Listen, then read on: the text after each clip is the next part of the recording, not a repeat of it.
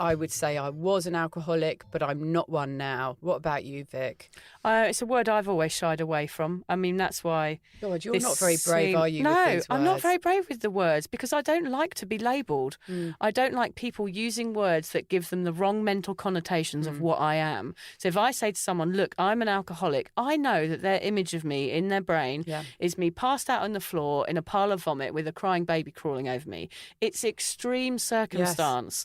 And they're going to jump to that conclusion straight away into their brain. And that's not who I am. So I don't want that word to represent me, even though I probably am an alcoholic and I have been an alcoholic and a lot of institutions would call me an alcoholic. I guess that's what we are, is alcoholics. But I think there are softer terms that we can use that don't make us feel, that word in itself comes along with all that guilt and shame and those negative, all those negative feelings.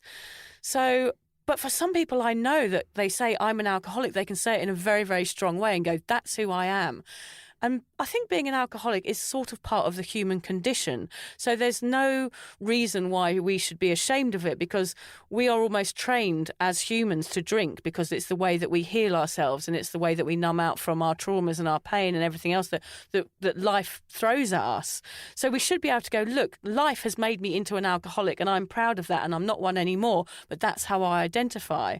But for some reason, culturally, I find that word difficult to accept. I was an overdrinker, a problem drinker, and I think those words are a bit softer because I do think that other word does invoke a sense of judgment, and it makes me think of people like with pale faces in circles in rehab facilities. Well, I think that's it as well, because when you think of the word alcoholic, it often comes with the word anonymous. Yeah. And the word anonymous really makes you think of having to hide away from something. And feel shame about something. And feel shame, yes. And we're not about being anonymous at all, are we, Lucy? No, we're not about at all. shouting about this and being open about this, and so that other people can understand that, being an alcoholic doesn't have to be something to be sad about. And I think I like to put the stake in the ground sometimes with some people. I've had very little problem with people and my drinking. Everyone's been very supportive. Occasionally I have had some difficult moments, and those are the times when I might bring out that word, haul out that word, dust it off and use it, because I need to make it clear to some people I have had, and to some extent still do, have a problem. I am an alcoholic. So shut the fuck up about me going and having a drink or coming out to socialise. Or just one. Because I've had a serious problem and I'm working through it and I've done bloody well. Have some respect for that. Yeah. So that might be when I bring out that word.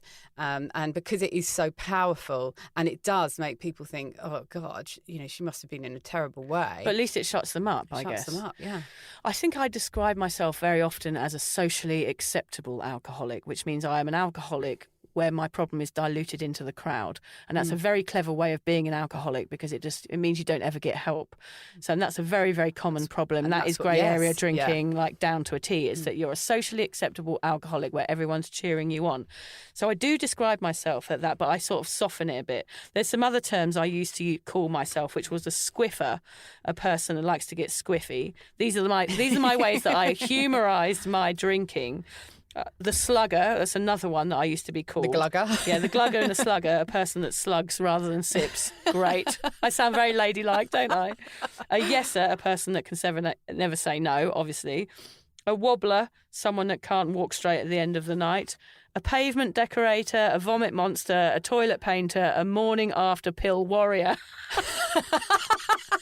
I could go on. So I called myself lots of various names throughout my life that avoided any of those serious words like alcoholic. Those are brilliant ones. I love that. What was it? Morning after pill warrior. I don't know whether I looked like a warrior when I was hungover traipsing to Boots on a Sunday morning with a hood on crying. Oh, God, not a good look. The walk of shame to extremes. Of shame.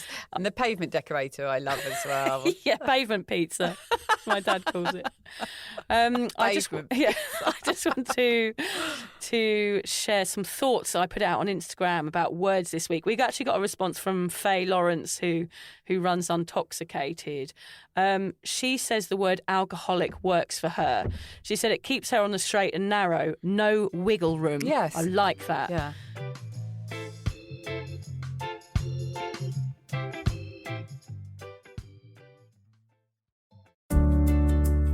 Hi there.